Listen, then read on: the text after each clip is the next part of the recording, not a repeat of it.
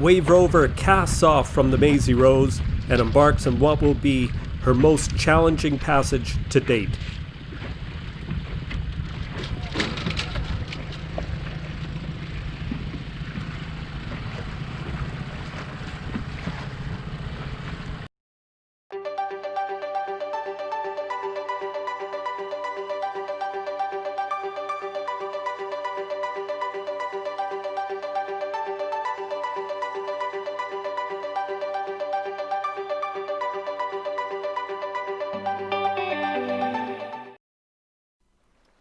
I'm now hoisting Wave Rover's just recently repaired jib to get underway. Now, directly in front of me is a very shallow and dangerous reef, so it's important to get a little bit away on the boat and get her heading away from that reef.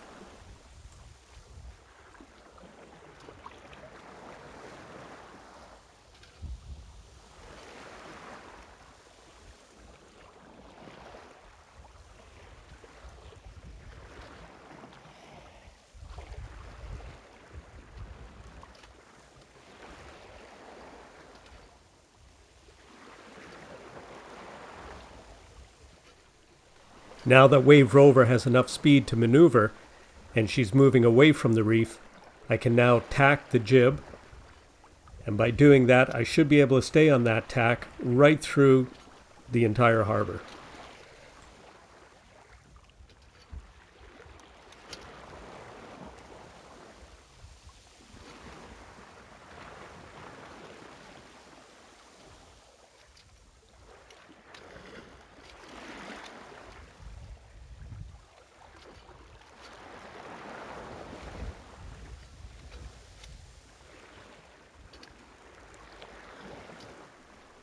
As Wave Rover comes to the edge of the port of La Marin, my friends drop off the camera, and from that point on, for the next 33 days, I will not have any direct contact with anybody. Wave Rover has now cleared the harbor of La Marin, and she's sailing along the southwest coast of Martinique. The Mark III is doing the steering at this point. Now, I only have the reef jib up at this point because I'm expecting stronger winds than I actually had.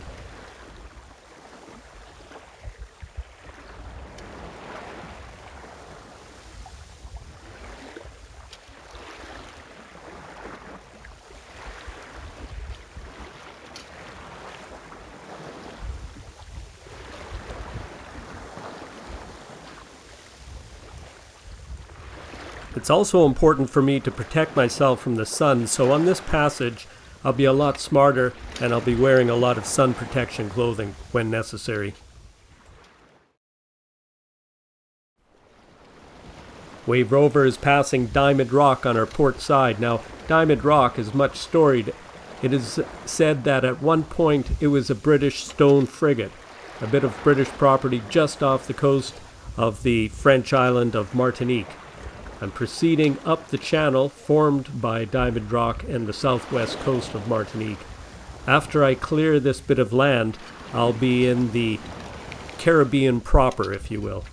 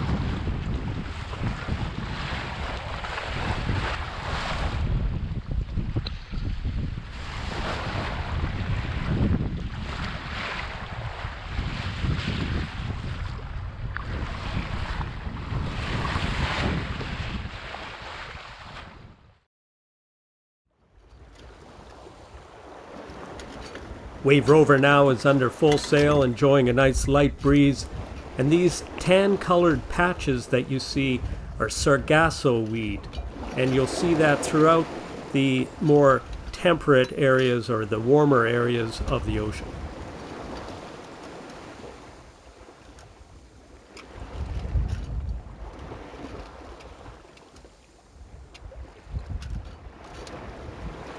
The Mark III with its medium-sized vane is doing a great job keeping Wave Rover on track, basically on a beam reach.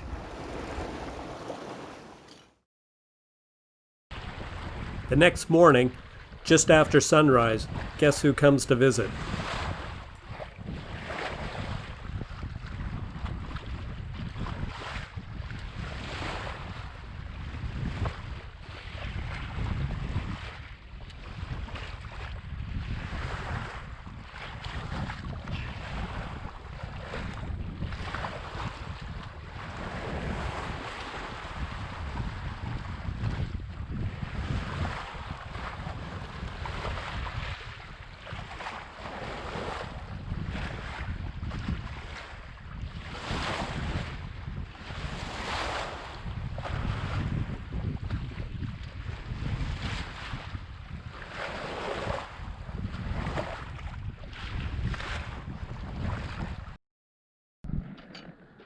Well, it's my first full day at sea after leaving Martinique, and it's practically windless right now, and I'm all alone out here with the exception of a little family of dolphins.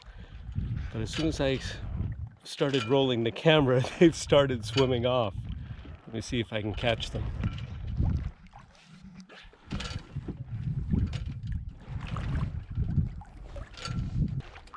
So I've been at sea now about 24 hours. And in that time, we've had great wind. We've had so much wind actually between the passage between Martinique and the next island north that I've had to have 3 reefs in the main and the jib reefed. But right now, all I have is just a jib reefed, and that's mainly because there's no wind and the sail just flogs back and forth otherwise. So I'm enjoying practically a windless stay so far, but I have it on good authority that the wind should fill in fairly soon.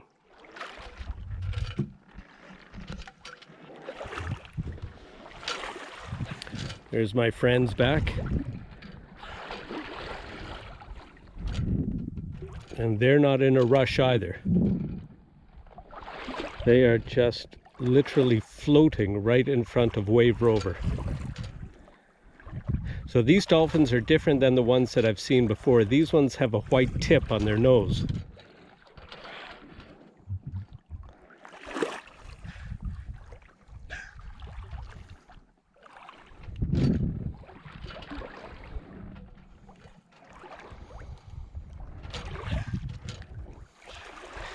They are just relaxing. It's about, well, I'd say 30 degrees at least.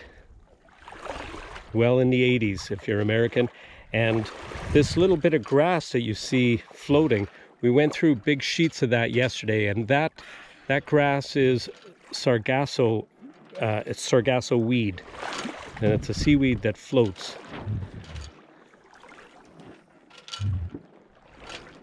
In the distance, not more than about 100 yards from me, I can see another pod of dolphins doing largely the same as these guys are doing.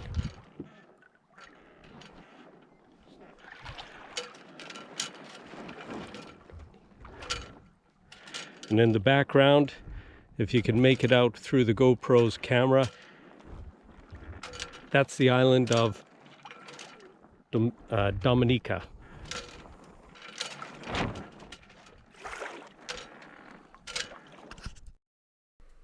Join me in the next episode as Wave Rover continues her passage north to Canada.